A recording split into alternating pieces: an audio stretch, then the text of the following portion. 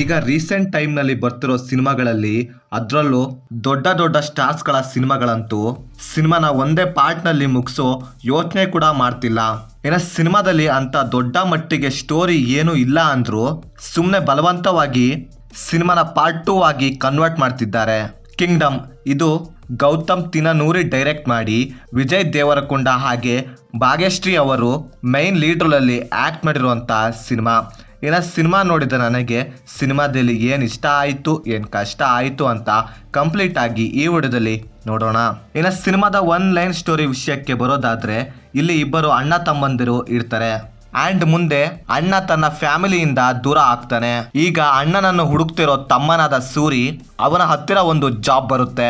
ಸೂರಿ ಈ ಜಾಬ್ ಮಾಡಿದ್ರೆ ಕಳೆದು ಹೋದ ಅಣ್ಣ ಸಿಗ್ತಾನೆ ಅಂತ ಒಂದೇ ಒಂದು ಕಾರಣಕ್ಕೆ ಜಾಬ್ ಮಾಡಕ್ಕೆ ಒಪ್ಪಿಕೊಳ್ತಾನೆ ಸಿನಿಮಾದ ಹೀರೋ. ಆ್ಯಂಡ್ ಮುಂದೆ ಸೂರಿಗೆ ತನ್ನ ಕಳೆದು ಹೋದ ಅಣ್ಣ ಸಿಗ್ತಾನೋ ಇಲ್ವೋ, ಹಾಗೆ ಮುಂದೆ ಈ ಪ್ರೋಸೆಸ್ನಲ್ಲಿ ಅವನು ಎಲ್ಲಿಗೆಲ್ಲ ಹೋಗಬೇಕಾಗಿ ಬರುತ್ತೆ, ಹಾಗೆ ಯಾರನ್ನೆಲ್ಲ ಎದುರಿಸಬೇಕಾಗಿ ಬರುತ್ತೆ ಅಂತ ನೀವು ಸಿನಿಮಾ ನೋಡಿದ್ರೆ ತಿಳ್ಕೊತೀರಾ.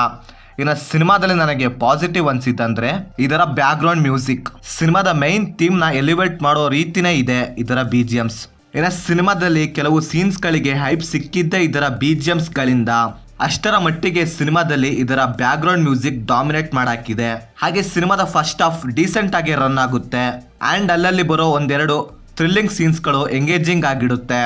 ಸಿನಿಮಾದ ಒಂದೆರಡು ಶಾರ್ಟ್ಸ್ಗಳಲ್ಲಿ ಕ್ಯಾಮ್ರಾ ಮೂಮೆಂಟ್ ಆಗಿರ್ಬೋದು, ಆ್ಯಂಡ್ ಅಲ್ಲಿ ಅವರು ಪ್ಲೇಸ್ ಮಾಡಿರೋ ಕ್ಯಾಮ್ರಾ ಆ್ಯಂಗಲ್ ಆಗಿರ್ಬೋದು, ಅದನ್ನು ಅವರು ಎಡಿಟ್ ಮಾಡಿರೋ ರೀತಿ ಆಗಿರ್ಬೋದು, ಲಿಟ್ರಲಿ ಇಂಪ್ರೆಸ್ ಮಾಡ್ತು ಅಂತೀನಿ. ಹಾಗೆ ಸಿನಿಮಾದಲ್ಲಿ ಯೂಸ್ ಮಾಡಿರೋ ಕಲರ್ ಗ್ರೇಡಿಂಗ್ ಕೂಡ ಯೂನಿಕ್ ಫೀಲ್ ಕೊಡ್ತು. ಹಾಗೆ ಸಿನಿಮಾದಲ್ಲಿ ಎಮೋಷನ್ ಕೂಡ ಒಂದು ಮಟ್ಟಿಗೆ ವರ್ಕ್ ಆಯಿತು. ಸಿನಿಮಾದಲ್ಲಿ ನನಗೆ ನೆಗೆಟಿವ್ ಅನಿಸಿದ್ದಂದ್ರೆ ಈ ರೀತಿರೋ ಕಥನ ಬಹಳಷ್ಟು ನೋಡಿದ್ದೀವಿ. ಆ್ಯಂಡ್ ಇದರಲ್ಲಿ ಬರೋ ಸೀನ್ಸ್ಗಳು ತುಂಬ ಸಿನಿಮಾಗಳಲ್ಲಿ ನೋಡಿದ್ದೀವಿ. ಆ್ಯಂಡ್ ಅದೇ ಸೀನ್ಸ್ಗಳು ಕೂಡ ಇದರಲ್ಲಿ ಬಂದಿದ್ದಾವೆ.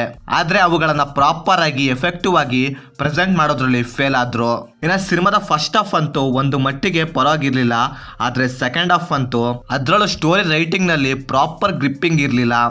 ಸಿನಿಮಾದಲ್ಲಿ ಬರೋ ಆಲ್ಮೋಸ್ಟ್ ಎಲಿಮೆಂಟ್ ಆಗಿರ್ಬೋದು, ಸಿಚುವೇಶನ್ ಆಗಿರ್ಬೋದು, ಭಾಳ ಸಿನಿಮಾಗಳ ಟೆಂಪ್ಲೇಟ್ ಹೋಲ್ತವೆ. ಆ್ಯಂಡ್ ಆ ಸೀನ್ಸ್ಗಳು ಬಂದಾಗಲ್ಲ ಆ ಸಿನಿಮಾಗಳನ್ನ ನೆನ್ಪು ಮಾಡಿಸ್ತವೆ. ಯಾಕಂದರೆ ಪರ್ಸ್ನಲಿ ನನಗೆ ಆ ಫೀಲ್ ಆಯಿತು ಅದಕ್ಕೆ. ಹಾಗೆ ಸಿನಿಮಾದ ಕಥೆಯಲ್ಲಾಗಲಿ ಅಲ್ಲಿ ಬರೋ ಪಾತ್ರಗಳಿಗಾಗಲಿ ಪ್ರಾಪರ್ ಜಸ್ಟಿಫಿಕೇಶನ್ ಅಂತ ಏನು ಕೊಟ್ಟಿಲ್ಲ. ಸಿನಿಮಾದ ಕೊನೆಗೆ ಹೇಗಾಗುತ್ತೆ ಅಂದರೆ ಎಲ್ಲೆಲ್ಲೋ ಹೋಗಿ ಎಲ್ಲೆಲ್ಲೋ ಕನೆಕ್ಷನ್ ಕೊಟ್ಟು ಕೊನೆಗೆ ಪಾರ್ಟ್ 2 ಅಂತ ಎಂಡ್ ಮಾಡಿಬಿಡ್ತಾರೆ.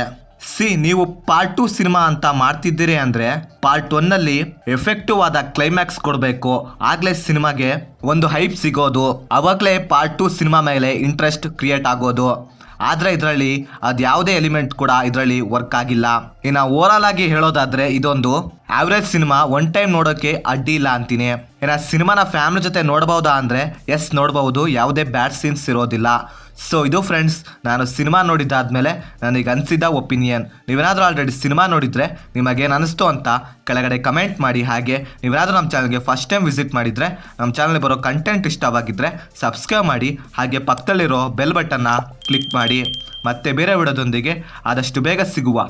By friends.